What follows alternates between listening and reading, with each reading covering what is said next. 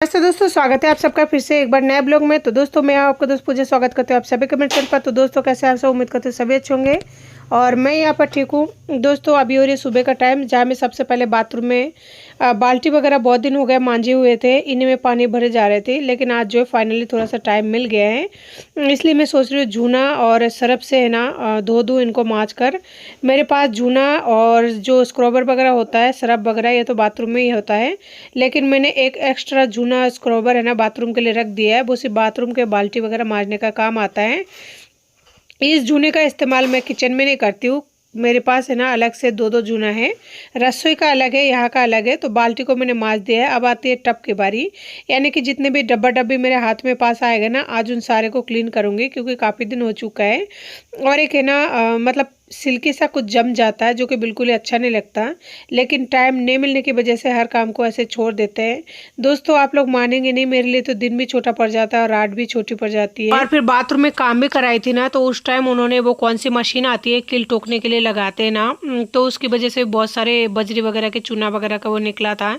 तो 2-3 दिन से तो मैं कर नहीं पा रही थी, बिल्कुल ही टाइम नहीं मिल पा रहा था। तो फाइनली आज देखिए, जहाँ पे नाला है ना वहाँ पे बहुत ज़्यादा गंदगी जम चुका है, धूल मिट्टी जमने की वजह से। तो कोशिश करूँगी जहाँ तक हो सके ना जल्दी जल्दी करने की। और अभी अभी है ना मैंने कपड़े भी धोया है, जो एक बार धो के रख दिया है, उसे फाइनल तरह से नहीं धोया है, उसे भी टब वगैरह मांजूंगी, उसके बाद में पानी भर के फिर धोऊंगी।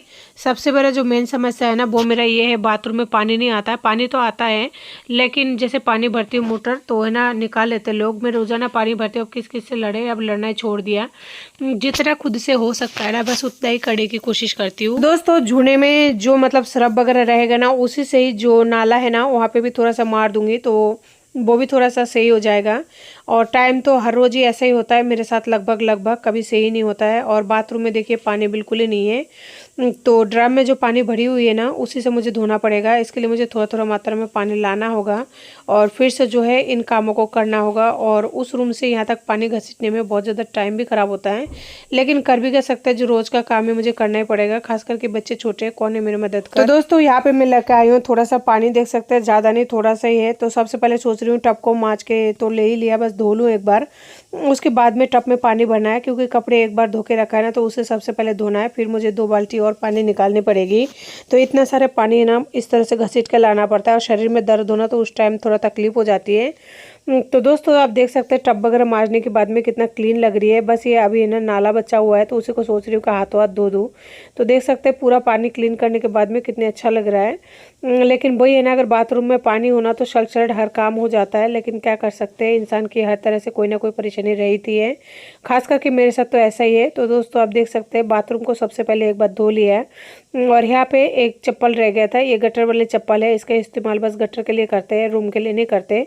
तो इसे भी धोकर डाल दिया है, क्योंकि इसे पहन के बाथरूम में ना कपड़े धो रही थी, क्योंकि अभी फर्श ठंडा है और फिर मुझे ठंडे से क्या पता और ज़्यादा बॉडी पेन हो जाए इस वजह से।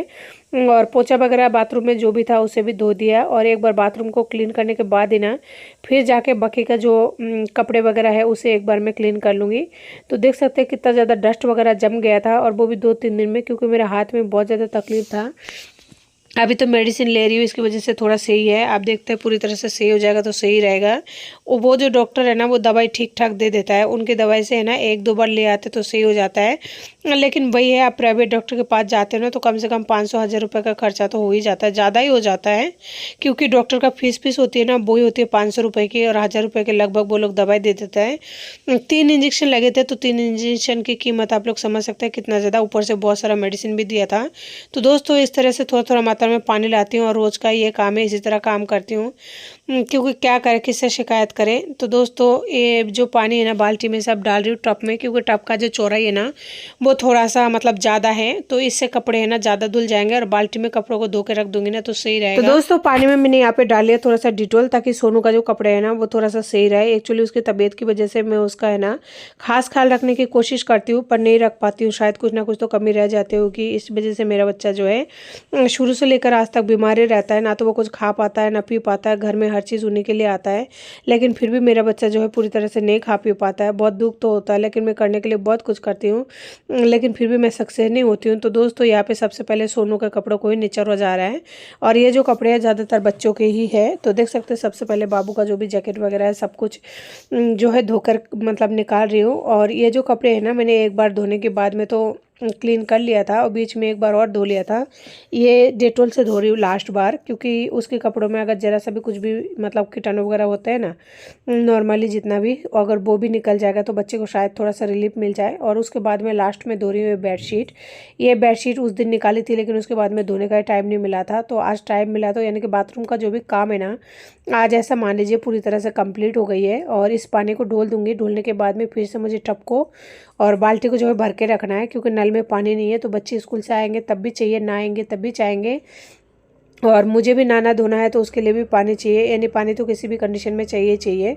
तो इस वजह से आप देखिए टब को मैंने अच्छे से उधर मतलब रख दिया है। इसका मतलब ये है कि अब जो भी पानी लाऊंगी टब को भर दूंगी, ताकि सारे दिन बच्चे आने के बाद भी कोई दिक्कत ना हो। बच्चे भी हाथ पैर धो लेंगे स्कूल से आने के बाद, तो पानी को तो इस टब में रखना ही रखना है। एक टब खास करके जब तक सुबह तक पानी नहीं आता है तब तक के लिए मुझे इसमें रखना है। तो जी कपड़े तो मेरा धुल चुके हैं, तो सबसे पहले लेके जा रही हूँ बाहर। और सोनू स्कूल जा चुका है, यहाँ पे छोटू बाहर निकल चुका है, ड्रम को बंद कर दिया, कोई चूहा वगैरह ना गिरे। उसके बाद में लगा दिया गेट में ताला, क्योंकि गेट में लगाना ताला जो है जो बहुत ज़्यादा ज़रूरी है, क्योंकि अकेले इंसान जब रहता है ना तो सभी को पता रहता है, तो लोग कौन सा चीज़ मतलब लेके जाए उठा के, यही मतलब मौका ढूंढते रहता है। तो फाइनली जो है मैं ताला लगा के यहाँ पे आ गई हूँ कपड़े सुखाने के लिए। देख सकते हैं यहाँ पे कितना ज़्यादा मतलब गंदगी वगैरह हो रही है, साफ़ तो करना पड़ेगा, लेकिन एक बार टाइम तो मिले। और ये जो रस्सी है, पहले आप लोग देख पाते होंगे कि ना इसमें धूप बहुत ज़्यादा कम आता था। आजकल थोड़ा सा धूप इसलिए आने लगा है क्योंकि पेड़ का जो झाड़ था ना, यानी एक पेड़ था, उसको हमने यहाँ पे कटवा दिया है, क्योंकि लोग जो कोई भी आता है, बड़े हो या फिर बच्चे, उसमें पत्थर मारते रहते हैं। तो मेरा घर का है ना एक शीशा टूट गया है, यानी जो विंडो है ना उसकी कांच टूट गई है। तो जी उसके बाद में हम दोनों माँ बेटा यानी छोटू और मैं चले गए थे दुकान, और दुकान से मैं लेके आई थी कुछ सामान, क्योंकि सामान मेरा पूरी तरह से खत्म हो चुका था। सबसे पहले 5 रुपए का एक चिप्स लाए थे ना, उसको माँ बेटा दोनों खा रहे हैं, दोनों के लिए रख दिया है। और 5 रुपए की जो पैकेट है उसमें आता ही क्या है। मुझे प्यास लग रहा था, छोटू को बोला थोड़ा सा बोतल ला दो, बोतल नीचे रखी हुई थी, तो वो मुझे है ना पानी पिला दिया। बहुत ही अच्छा लगता है जब बच्चा थोड़ा थोड़ा हेल्प कर देता है। दोस्तों अभी माँ बेटा गए थे दुकान, सोनू अभी स्कूल में है, तो मैं सोचा कुछ सामान लेके आऊँ। थोड़ा सा सामान लेके आई हूँ, घर का ख़त्म हो गई है, क्योंकि दोनों बच्चों को लेकर जाती हूँ ना तो वो तो परेशान होता ही है और काम भी नहीं करने देता है। छोटू बोल रहा है डीम है डीम। सामान तो ला पाई हूँ, आधे सामान नहीं ला पाई हूँ, क्योंकि पैसा ही ख़त्म हो गया था। 500 रुपये लेके गई थी, जिसमें सारा सामान जो है इसमें तो लाई हूँ। देखो अंडा, इसको खोलूँगी तो बच्चा फोड़ देगा, तो इसको तो पहले यहाँ पे रख देती हूँ। इसमें अंडा लाई हूँ, फूट जाएगा ये। हाँ हाँ, ये देखिए ये है अंडा, इसको यही रख देती हूँ, नहीं फोड़ देगा। आप क्या लेके गए? ये नहीं लेकर, ये खाने का नहीं है, ये खाने का नहीं है। तो दोस्तों इतना सामान लाने में ना पैसा ख़त्म हो गया था। आटा लाने गई थी, आटा नहीं ला पाई थी। ये किशन जेम्स, ये जानते होंगे सबके घरों में बच्चों को ज़्यादा पसंद है। कभी कभी सुबह सुबह है ना सब्जी बनाने में टाइम लग जाता है, तो इसलिए किशन जेम्स लेके आई हूँ। ये 20 रुपए का पड़ा है, ये बच्चों के लिए। और छोटू सूजी के लिए कभी कभी बोलता रहता है, तो सूजी ख़त्म हो गया है, तो इसलिए आधी किलो सूजी, ये भी बच्चों के लिए सामान है। और ये लेके आई हूँ एक किट कैट, क्या है ये, ब्रेक टाइम, तो ये भी 5 रुपए का, ये भी बच्चों के लिए है। और सोनू के लिए ये लेके आई हूँ रबर, ये 5 रबर एक साथ लेके आई हूँ, क्योंकि बच्चे है ना फेंक देते हैं तोड़ तोड़ के, इसलिए 5 रबर एक साथ लेके आई हूँ। काम के टाइम मिलता नहीं तो ये रख दूँगी छुपा के। और चीनी लाई हूँ 2 किलो, क्योंकि चीनी भी ख़त्म हो गई और भूल जाती हूँ इसलिए। और यहाँ पे सोनू के लिए आया है कॉपी, यानी जो भी सामान है ना सिर्फ बच्चों के लिए ही आया है, कुछ भी अलग से नहीं आया। सूजी, ये रबर वगैरह जो भी है ये। और ये है सोनू के कॉपी, ये 20-20 रुपए की एक कॉपी दिया है, हिंदी की, इंग्लिश की, गणित की। तो 6 कॉपी लाई हूँ। तो देखिए इसमें ही हो गया मेरा 200 रुपये। और चीनी हो गया। और ये चीज़ क्यूब है ना, मैं कभी लाती नहीं हूँ, फर्स्ट टाइम लाई हूँ ये। ये 15 रुपये पीस दिया है, ये बच्चों के लिए लाई हूँ। तो देखो इससे कुछ ना कुछ बना के दूंगी, तो अगर खा ले तो फिर नेक्स्ट टाइम लेके आऊँगी। ये एक पीस 15 रुपये का पड़ा है, तो देखते हैं ट्राई करके, अगर बच्चों को अच्छा लगेगा तो नेक्स्ट टाइम देखेंगे। वैसे भी ये है ना 2-3 महीने से ज़्यादा ही चलेगा, क्योंकि छोटे बच्चे हैं। एक पीस अगर डालेंगे ना तो एक ही वो लोग नहीं खा पाएंगे, एक पीस का यानी 2 टाइम हो जाएगा। और ये लाई हूँ चीज़ स्लाइस, ये भी दिए 15 रुपये का। तो ये सब कुछ है ना बच्चों का आइटम है, कुछ भी मतलब ऐसे नहीं है, लेकिन अब सामान ही लेके आई हूँ। और ये चिप्स लाई थी तो छोटू ने 2-4 है ना खा लिया, और 2-4 सोनू के लिए रख दिया। 5 रुपये का चिप्स के पैकेट में कितना ही आता है, तो बस इतना ही आया है। 5 रुपये लेके गई थी, 500 रुपये में बस इतना ही सामान आया, जिसमें से 2 रुपये बचा है वापस। कॉपी तो 200 रुपये का हो गया, चीनी हो गया, अंडे हो गया, यानी 500 रुपये पूरा हो गया। कह रहे हैं सिर्फ 2 रुपये बचे, तो आप समझ सकते हैं कि 500 रुपये में कुछ ही नहीं होता। और ये कॉपी कितने दिन जाती है, राशन कितने दिन जाएगा। आधी किलो सूजी और चीनी लाई हूँ 2 किलो। चीनी तो चल जाएगा, लेकिन फिर भी कितना दिन चलेगा। आटा लाना है, आटा ख़त्म हो गया, जिसके लिए लाई, जिसके लिए दुकान गई ना वो चीज़ नहीं लेके आई। आटा लाना है, आटा बिल्कुल ही ख़त्म हो गया। आटा सोनू आएगा उसके बाद जाके दोबारा से ले आऊँगी, नहीं तो जब खाना बनाऊँगी तो परेशानी हो जाएगी। रात के लिए नहीं है आटा। छोटू भाई का सामान मत लो, रबर अभी भी लाई हूँ बेटा, घूम जाएगा, लाओ रख दो ना। हाँ दे दो, या रखो, बाद में ले लेना। हाँ हटो, आप हटो ना।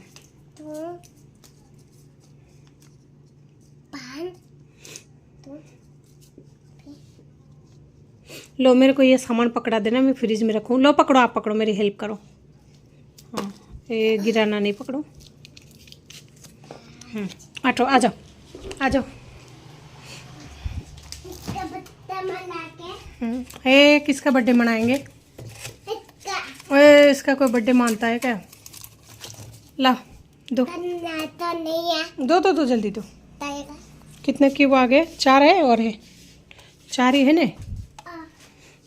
यही रख देती हूँ। जब खाएंगे ना, जब बनाएंगे 4 की। हाँ जब बनाएंगे ना फिर मैं आपको बना के दूंगी। दोस्तों इस दुनिया में जीना है ना बहुत ही मुश्किल हो जाती है, खास करके जब सिंगल होता है ना, तब इंसान आस पड़ोस के ऐसे टूट पड़ते हैं, बताना मुश्किल है लफ्जों से बयां करना। और अपने जो जिंदा रह के दूर होके तमाशा देखते हैं ना, दिल बहुत छलनी कर देता है, किसी को बता तक नहीं पाते। और जब अपने होते हुए सारे रिश्तेदार ये बोल देते हैं कि हम नहीं जानते, क्योंकि उनको पता है मैं अगर फ़ोन करूँगी तो मदद के लिए ही बोलूँगी। बहुत दिल टूटता है, लेकिन देखते हैं दिल कितना ही टूटे और कितना ही क्या हो। काम के लिए बहुत कोशिश कर रही हूँ, लेकिन सभी का एक ही सवाल रहता है कि आप आपके दूसरे बेटे, ये जो छोटा वाला बेटा है उसको तो साथ नहीं लाओगे ना, बच्चे घर पे छोड़ के आओगे ना। बात वही टिक जाती है, मैं कहाँ छोड़ के जाऊँ इसको? कौन है मेरा? कोई नहीं है इस दुनिया में। वो तो शुक्र है उस भगवान का जिसने मुझे माँ दिया है। हमारी माँ बेटी का रिश्ता चाहे पहले कैसी भी रही हो, पहले हमारी रिश्ता सही नहीं था माँ बेटी का, लेकिन जब से मेरे पति गए हैं ना मुझे छोड़कर, तब से मेरी माई मुझे सपोर्ट कर रही है, तब से मेरी माई मेरा घर चला रही है। हालांकि हर इंसान में कमियां होती है, चाहे वो माँ बेटे का रिश्ता क्यों ना हो, बहुत मुश्किल होती है कभी कभी। हर किसी के बीच में जो रिश्ता होता है ना वो अच्छा नहीं होता, लेकिन इस टाइम मेरी माँ मेरी बहुत ज़्यादा मदद कर रही है। अगर मैं जिंदा हूँ ना, अगर मेरे दोनों बच्चों को 2 टाइम की रोटी मिल रही है तो उसका वजह मेरी माँ ही है। उन्होंने बहुत मदद किया, आज भी कर रही है। मैंने पिछले दिन जब आए थे ना लास्ट टाइम, अभी आके गए, तभी मैंने उनको समझाई थी कि माँ आप गाँव चले जाओ। उन्होंने हाँ बोला था, लेकिन गई नहीं। वो मेरे लिए इस टाइम बहुत ज़्यादा कर रही है। अगर आने वाले टाइम में उनको मेरी ज़रूरत पड़ेगी ना, चाहे हमारा रिश्ता कैसा भी हो, चाहे बनते ना हो, चाहे कैसी भी परिस्थिति हो ना, मैं उन्हें ज़रूर रखूँगी अपने पास में, ज़रूर सपोर्ट करूँगी।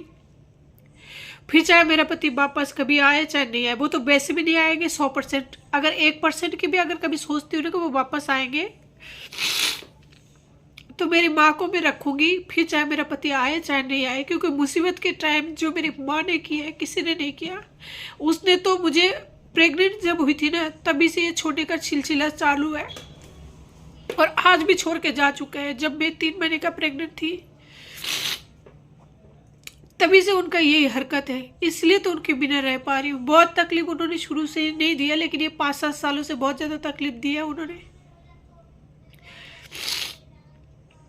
चाहे कुछ भी हो जाएगा ना, कुछ भी हो जाएगा, दुनिया अगर इधर से उधर हो जाएगी ना, मैं ऑन कैमरा आप लोगों के सामने एक जुबान दे रही हूँ कि मैं मेरी माँ को ना, मुसीबत के टाइम उन्होंने मेरे लिए अपना जान जोखिम में डाल के अपनी एज का लिहाज नहीं किया। आप मेरे बारे में सब कुछ सोच के कर रही है। मेरी बहन कभी नहीं सुन रही है इस टाइम वो, क्योंकि वो भी उन्हें गाँव बुला रही है, कह रही है जिंदगी हो गया आपको जयपुर रहते हुए, काम करते हुए, दूसरे के घरों में चोखा बर्तन करते हुए, अब गाँव आ जाओ और मत करो। लेकिन वो तब भी नहीं जा रही है।